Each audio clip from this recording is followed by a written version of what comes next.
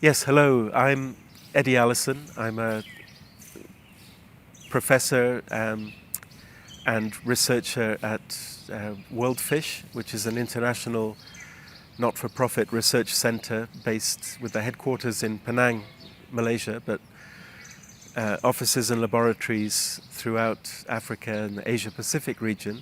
Our mission is to ensure that fisheries and aquaculture contribute to poverty reduction and food and nutrition security. Small-scale fisheries are very diverse and dynamic, and therefore very difficult to define. They're what sociologists call socially embedded. It means they're very much a part of the societies that they're associated with. So they tend to be household economy based rather than industrial firm based. They tend to be very much linked to communities and community engagement and management of the resources, and they're linked into local food systems and traditions. They provide millions of jobs, hundreds of millions of jobs worldwide, and support over 800 million people in fishing dependent households.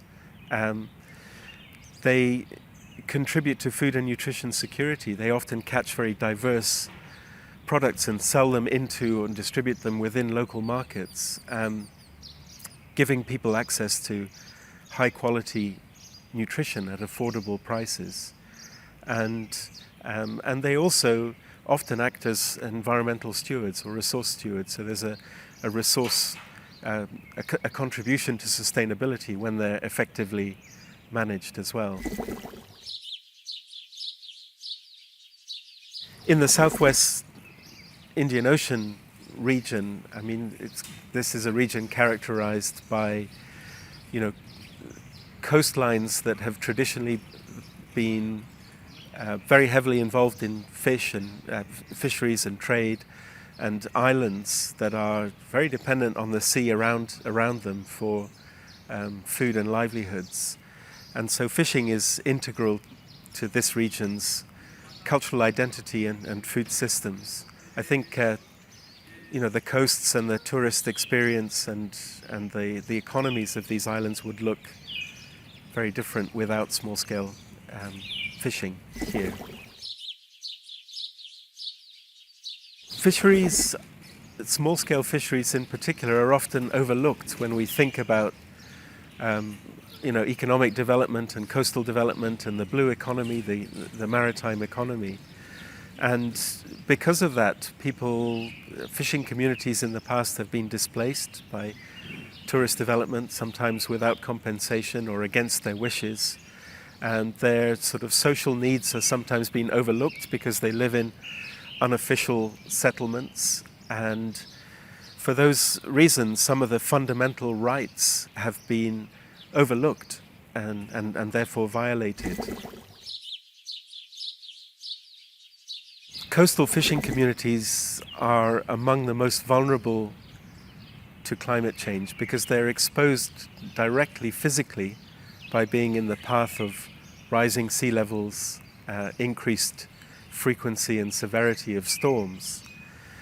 And because of their economic dependence on natural production systems, which are influenced by climate change, they have this sort of double exposure, as well as being exposed to higher temperatures and all the risk factors that the rest of the population are exposed to. They have these additional ones, and in particular,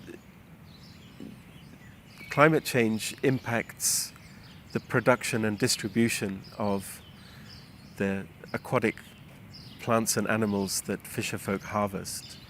And so your livelihood is very dependent on the impacts of climate change.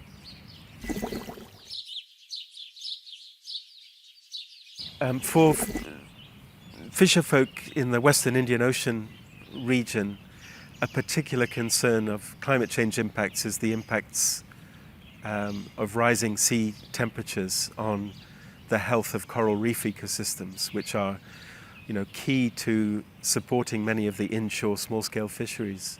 And so that's, I think, a particular concern in this region. But small-scale fisherfolk are, as I mentioned earlier, adaptive and dynamic, and I think it's working with them to harness that innate adaptability and to, champion the cause of what they're seeing. They're observing the changes, and to bring that knowledge and that understanding into plans for adaptation and campaigns for mitigation and climate change. I think, again, small-scale fisherfolk in this region can be allies for climate action. So I think small-scale fisheries, as the ultimate kind of nature-based food system, is very compatible with biodiversity conservation. As a wider society, we need to support their continued interaction with the clean and healthy oceans as the best way to reconcile human needs and biodiversity conservation.